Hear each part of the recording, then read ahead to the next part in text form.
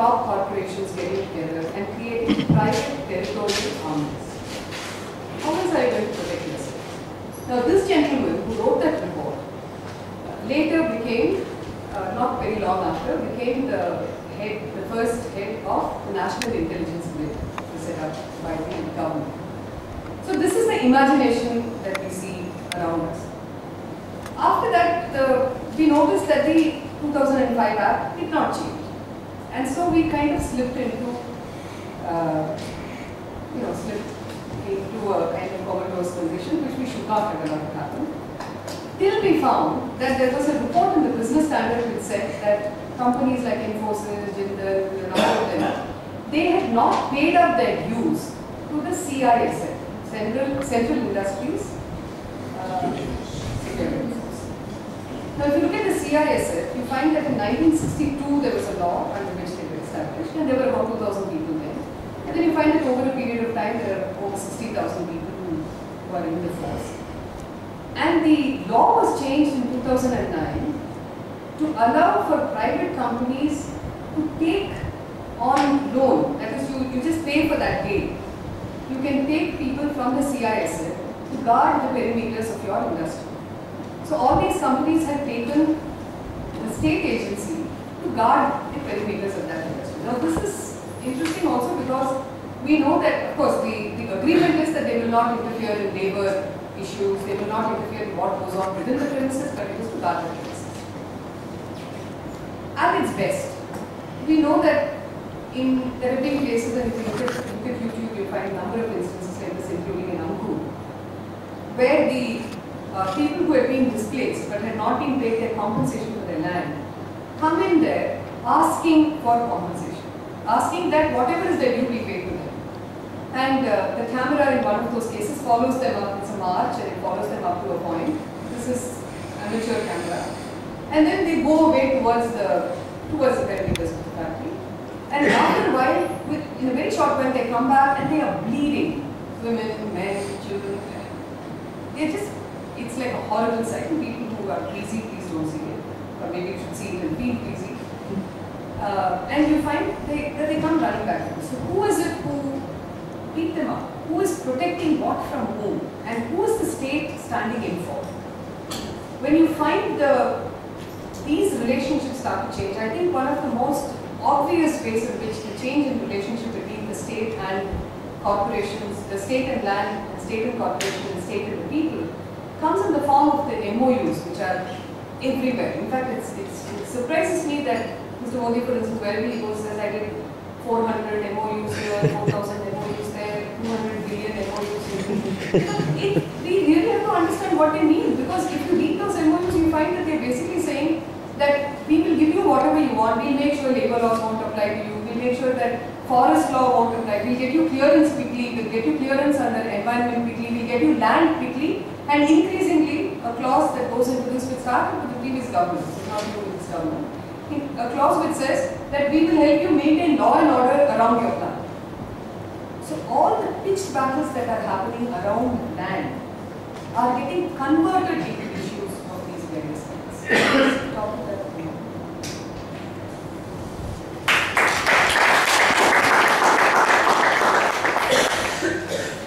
So the floor is open for any questions, comments, suggestions. If anyone has any questions, you can make whatever you want to say.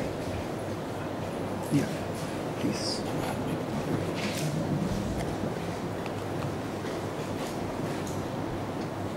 Court, constitutionally speaking, is it possible to re-agitate the debate on whether we can have a right to, fundamental right to property?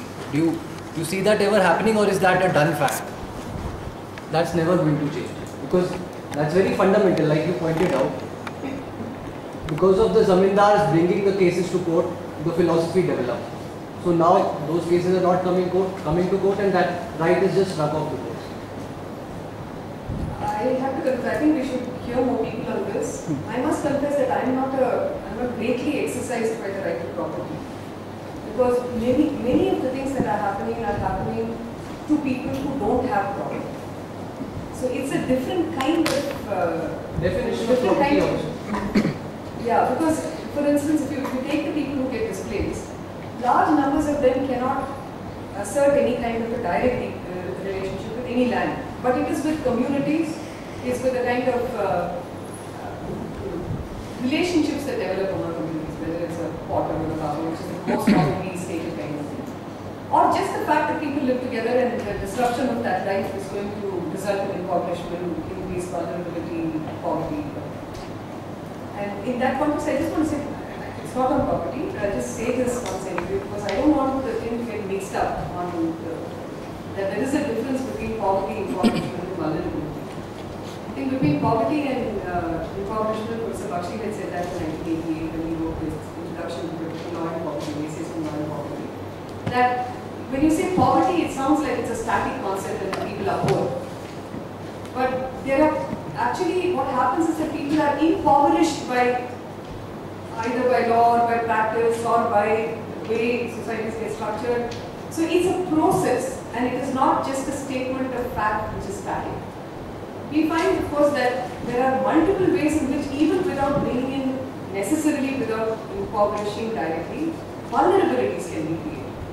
And that, so for instance, we found that when communities are dependent upon, say, the kind of trees and flowers and grasses around them, when they have access to that cutoff, by whatever, either by fencing off or by destroying it or whatever, there is an increased vulnerability, which may not immediately be reflected as poverty, but which makes many of the ways in which people survive, puts it in, puts it under threat. So, just to go back to your question, this is a question. This often comes up. Wasn't it a bad idea to have moved the right to property? I must, I'm going to repeat myself, but I must confess that I'm not sure that it is in the right to property that I would look for the kind of control that I want on the maybe state. coupled with culture. No, I'll tell you why I'm saying this. If you look at the 2013 Act, there are two classes of people that it brings into that law, who were not there in an earlier, in the earlier law. And those two are forest dwellers, or forest dependent communities, and tribals. Now, throughout, if you from a long time now, right? It's not as if the idea of land and the relationship with land that people have has been treated as flat idea. It is not flat. So while I sit here and I might have a house or I might have some land where it's treated like it's private property for me which I have to use. When it comes to forest dwellers, there was no right recognized in them that they could convert into anything. Because forests, reserve forests especially, which is about 83% of the land mass, was only under the control of the government. And anybody who was there at the sufferance of the state. Which is why you find that there are so many forest offences which have been, which people have been charged over the years. With the Forest Rights Act, that changed. And that didn't come in a day. Okay? And it's not even the best solution to the kind of problems that we had, but it's better than where we were before. Now, the Forest Rights Act recognizes individual rights in people and it recognizes community rights.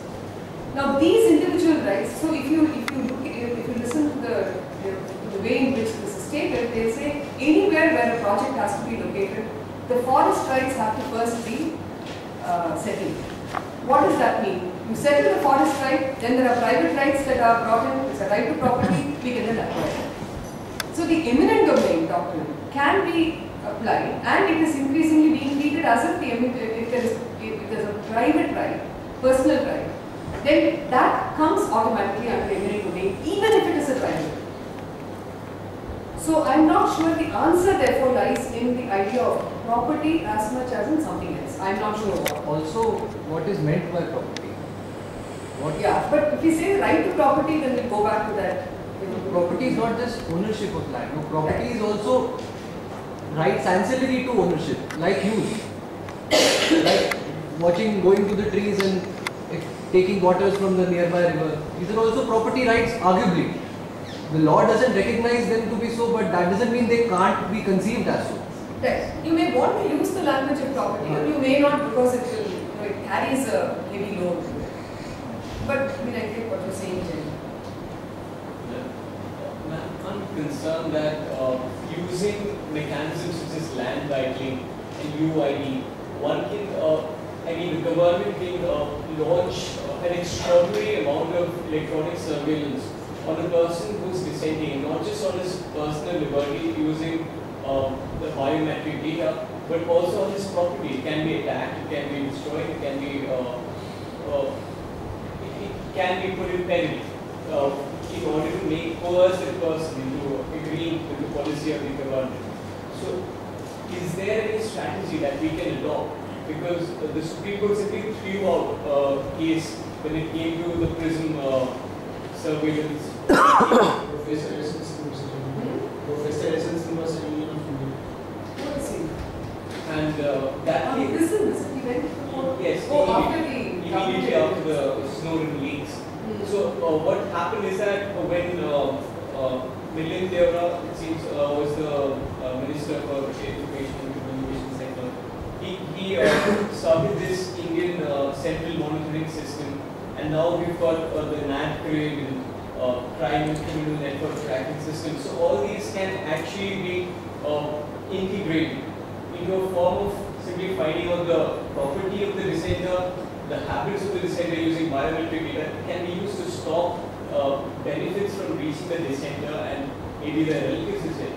So how do we combat these possibly very dangerous trends which will completely demolish all our civil liberties if no government comes into power? Can I ask how many people here are enrolled for UID? I never enrolled, but I still got a UID. I don't know how. Yeah, seriously. You didn't give your fingerprint and No, you went to the NPR. Yeah. It's the same So thing. they linked it. It's the same. No, but clearly constitutionally UID, unconstitutional, and MPR is something that Says government. who? So, okay, so for those who went, the question really is, why did you go? Even for the NPR, they asked you for your fingerprint and your iris and whatever. Why did you think it was alright to do it? Is it because you trusted the state? Or is it because you felt you had to obey the state that it asked you to do something? Is it because you felt you would get excluded if you don't? Which of these? Probably. You're worried about being excluded. I needed to get married. Go to Vantage on, Caravan has a e-magazine called Vantage. There are two people who did not get, who made sure they didn't need a UID to get married. Had to fight their way. These things we are not going to get verified. Just take a look at it and see. See, the thing is, I actually don't know if I'm able to answer this. She want to take it. I thought the more interesting part is the way you constructed security, surveillance, because these are new enclosure movements coming, where individual rights to property is not going to save you. It's the new discourse on security, which is going to be quite devastating.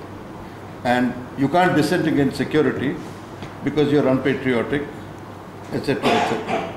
So I think, yeah, but the security discourse has to be smashed very soon.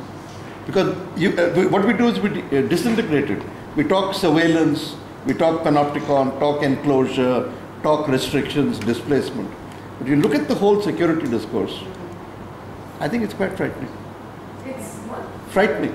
Right. I want to ask my question in relation to your question to the audience, which is why you do it. And my question is somewhat self-related, which is that I was intrigued by the stuff on two words that came up in this. One in the context of the report which called all of us as numb people. So I was interested in that word numb, what it is to be a numb people.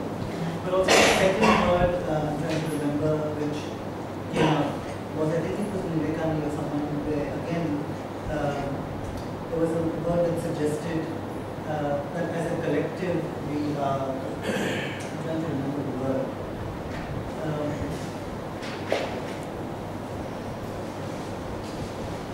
But I'll come back to the word once I find it. But to really ask a question about complicity, that is, what is it about us as so-called democratic citizens of a country that allows, that sometimes we allow ourselves to be characterized in this way, but also don't seem to have any problems with very serious invasions of our entire institution? since being.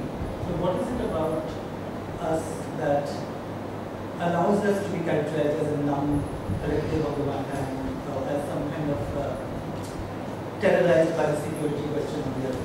What is it about that? So the third part, like the emergency analysis, trains ran on time. Security is a timetable. And it's the psychology of the timetable that actually captures a lot of this. But it's also the kind of picture where they say, for instance, when they said we want to have CCTVs, I think it's what they've been saying, we'll have CCTVs for 3,000, 6,000, 10,000, whatever on the screen. I can't think of anything more insecure. He can't think of anything more motherly. Yes, if you don't know, I think unless you realize that for Arvind Kejriwal, CCTV is an umbilical cord to a certain kind of assurance, you won't understand Kejriwal. Yeah, and that's the second term I remember now. It's about the point you made about Vivekananda saying that we have to take away these lands while still appearing to be good. So the idea of images. So we seem to be actually quite taken in by these images, and I think there's something about the umbilical cord metaphor there. This is my interesting psychoanalysis really, that there's something, I'm talking about complicity, there's something primal, something primordial really, about the way in which we give ourselves up to the state in this way. That we really have to account for, which is missing from a lot of analysis, whether legal or otherwise. I just have one little anxiety which has been bothering me for some time. A lot of the politics, I just wonder what it does to politics when we start seeing the state as a service provider. I think there's really a problem with that. I mean, even at the start of life, I don't have a problem with the NREGA at all. I don't know how to think about universal pension. I don't think I have much of a problem with universal food security. In fact, I think universal food security is better than having this targeted food security where you have to prove yourself in hundreds of ways before, and which creates its own set of problems. But when we start seeing the state, when we start attacking the state every time saying, you give this and you give that, it's not like the state, as a state, doesn't owe a certain something. But is this the language in which we engage with the state? Is this the kind of thing that we want the state to become for us? Because on the UID debate, they're constantly saying, if you want this, in fact, the best among officers in government today says that if you want food, gas, blah and blah, then you cannot, then you have to reveal yourself. How do I know you? So everyone is a fraud till you prove that you are not a fraud. For everyone who's not a fraud will be happy to reveal themselves. It's only the frauds who won't. So the idea that the state therefore has a right to us, that's a complete wrong. And I don't know, I don't know why we give in so easily. And I just want to say this one thing, that till 2003, there was no part of our law which said that if you do not give the state the information it asks about you will be punished. Never before that. In census, you can self-declare as you please. And since it is not about the individual, but about the collective that there are problems with the census. But in relation to what's happening now, that's staying. So you have, and then they have to anonymize, they can't give this confidentiality, at least nominally, there is an acceptance that there has to be some confidentiality. Whereas in the citizenship rules, for the first time they say, when we come and ask you information about yourself, if you give inaccurate information or refuse to give information, then the householder can be fined up to 1,000 rupees. That was just the beginning. Fined up to 1,000 rupees and we have to give that information. Then comes 2008, and they say in 2008 under the Collection of Statistics Act that you can be asked any question. You read that legislation, it's an atrocity of the highest order. And they can ask me, so we asked the chief statistician, we said, so if somebody comes, I'm like past childbearing age, so if somebody decides, if we find out from all these people who are not going to have children anymore anyway, how many times in their lives they've had abortions, miscarriages? How many times was it, did they go willingly and do it? How many of these times did they find that it was girl children and not boys? Whatever, we did. We asked him, we said, can you ask us questions like this? Technically we can, but we never ask these questions. But actually you find that when the Telangana survey was done, you read the Telangana survey, and you find that it asks you, among many other questions, about your pets. Telangana government wanted to know what they have to prepare for so that they can give food or whatever. Were they going to be feeding our pets? I mean, if there's a promise of that, is that why they are asking it? So this greed for knowing about, knowing anything, they ask any kind of questions. When you have the Anushree Yojana in Delhi, there is a column in that they add the UID along with it. There is a column in that which asks for all your diseases. So, it was for women and it was for people who are below the poverty line but did not fall within that particular category. They were going to be given 600 rupees a month, supposedly. And they would ask questions like, are you HIV positive? Do you have leprosy? And they have to give all this information. And this information is faxed and sent, not faxed, but scanned and sent off to banks so that they can open bank accounts.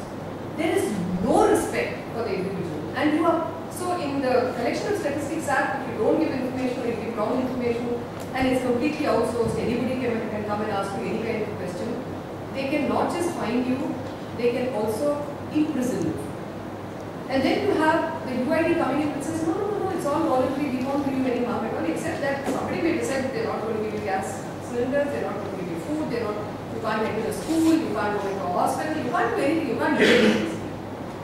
But it's not compulsory, you can do it. It's alright. You can always choose not to opt into the system. So there is a way in which the state has been time after time after time telling us that you are under my control and the state is one huge prison.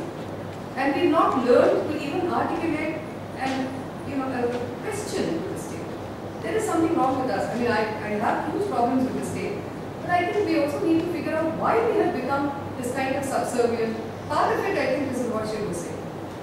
That, so much, the security debate is so everywhere that you can't ask questions about these things. And you also feel scared. You feel like, okay, maybe if I do all this, I'll be safer than I'll be otherwise.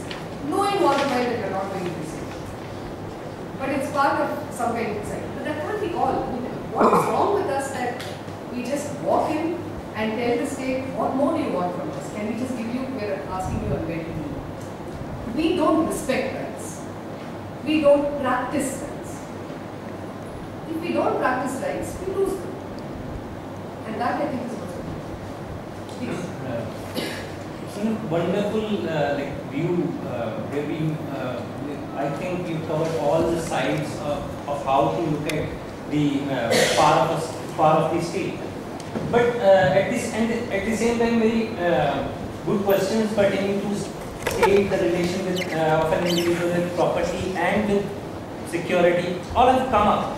And when you mentioned particularly the 60s and 70s debate of property rights, in a sense, inversion of how the Lockean idea of property that was there. Now we come.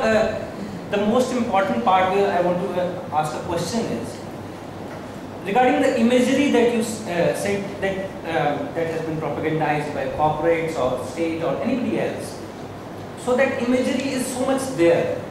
And now, keeping this for a moment aside, I ask myself, and whether I am concerned with property rights or I am concerned with property. I said no, I am not concerned with property.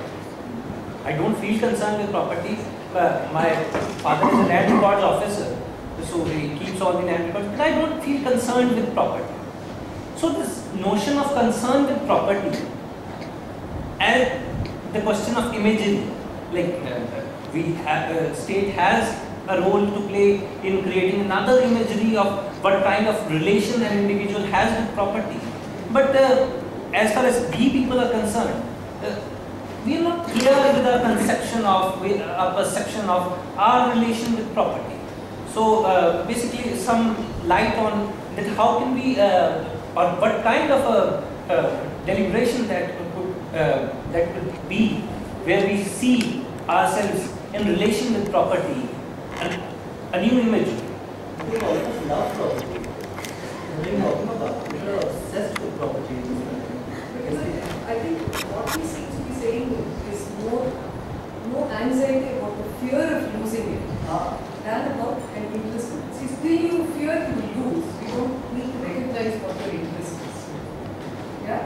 So, from what I maybe go ahead. In fact, we have a part answer to that. No, mine is a question, probably not fully. Then we just finish with one complaint. Just this that I'm not sure I can create that in just I don't know if you can. But I think what we are saying is that there is I don't think I will agree more with Ashley that I don't think any of us will be happy if what we have is just taken away from us and then we are left in the lurch. So long as that doesn't happen, there is no sense of urgency about worrying about land or worrying about property or worrying. It's loss that brings this to the fore. And the reason that it's such a big issue today in this country is because over the past 30-40 years, increasingly, the extent of loss has been growing. And more people are not just losing, but are also seeing what the consequences of that loss are. Because they can see other communities which have been displaced and see what's happening to them. So there is and at a time when aspirations have risen, much has been done to raise aspirations. You go anywhere in the country, there are aspirations. And there has been a deliberate denuding of the value of many of these things, for instance, agriculture. There is a deliberateness. Because there are, the plan is not to allow the small farmer to survive as a small farmer. You convert the small farmer into somebody else. Let's worry about what that somebody else is taking. So you would say if we have a lot of industry here, we can absorb them all into industry and then the land gets free. But that the industry doesn't exist, that doesn't provide the kind of security that they want. And many people perhaps don't want this. Even if some through policy impetus and through a few other means there's a generation that's in transition. So there are many youngsters who say we don't want to be in agriculture. And I read in what they say when I hear them, that the policy of reducing agriculture into a dump in state practice is a deliberate way by which people are made to get disinterested. And despite that, if there are people who want to be farmers, it is despite the state. And when the state does not want people to continue in agriculture the way it is now, there has to be a logic for it. The state too has to find food, it has to provide, it has to provide it from somewhere. So there are some kind of discussions going on saying maybe what they are looking for is to free up the land so that there will be corporate farming.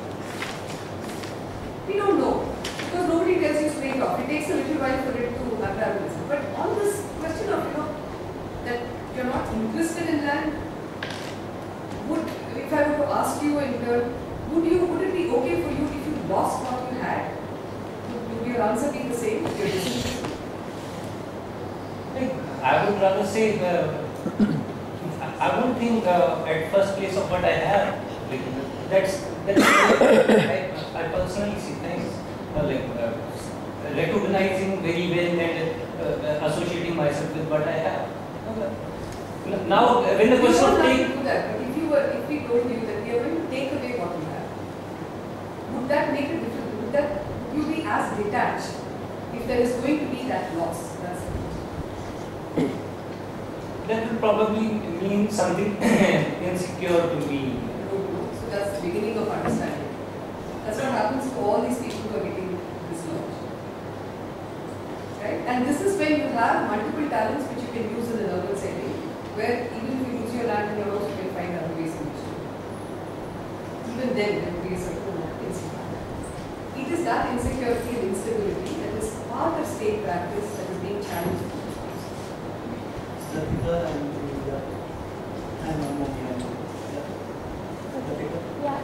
My question actually, I want to go back to the issue of complicity. So when we are trying to constitutionally engage with eminent domain, and you started by saying that it was the property rights discourse that strengthened fundamental rights, and, it protected our fundamental rights. So I was just wondering, is it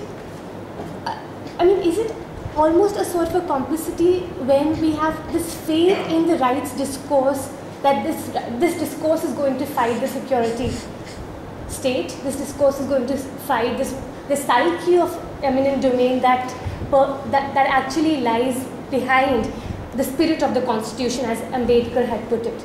So are we not investing too much in fundamental rights, while dealing with what is there in front of us? Because if we're doing so, it is it is inevitable that we will go back to issues like right to property, because this is what the Constitution can at the maximum give us, unless and until we start interpreting Constitution as Shiv would do, like, alternate, maybe a different cosmology altogether. But that sort of imagination of a different cosmology, rights discourse would never let us do. So I mean, actually, I'm not too concerned about rights discourse. I don't do right. For a long time, I used to say I was working on the principles of law, poverty, and rights. That was more as a kind of statement to institutions which I dropped the rights from my table. Because it's just one, see, all these things box ideas into it. So there's no need to box it. In fact, you can't afford to box it. We need to pull them out of all of that. So law and poverty is sufficient. Explains or doesn't as much as anything. I don't know. See, I still think, however, that the rights discourse and the fundamental rights discourse are different. Fundamental rights discourse is not just about rights, it's about the power of the state. See, the thing about fundamental rights chapter that I find most useful is that it is about the limits of the power of the state over a people. So it's not just about the limits of the power of the state, it's the limits of the power of the state over a people. And that's how that fundamental rights chapter is to be read. Can I have an interjection just here? So that's what I was saying, that, like, sorry for the bad throat, but I'll try to be. So when we think of fundamental rights as these power-free zones, as something which is limiting the power of the state, are we not still functioning in a more liberal paradigm of, say, Millian paradigm of this? Because, like, going by your, an analysis of UID, I think what is happening now in the rights discourse also, which is supposed to be a zone of freedom from power, that power is exercised in the disciplinarian way, as Foucault would put it. So you are made obedient subjects by surveillance and by UID. But this is an analysis which we miss when we still hope in the old liberal way that rights fundamental are really savior from power, while power is actually exercised. It's one of the things that we use. See, all these are tools. We can't have our understanding of life and of equality dictated by the language of what we have. But we use the language of what we have to reinterpret it to mean what we want it to say. No? So among all the things that we have in our arsenal, this is and that is thanks to this weird vague thing called the basic structure law.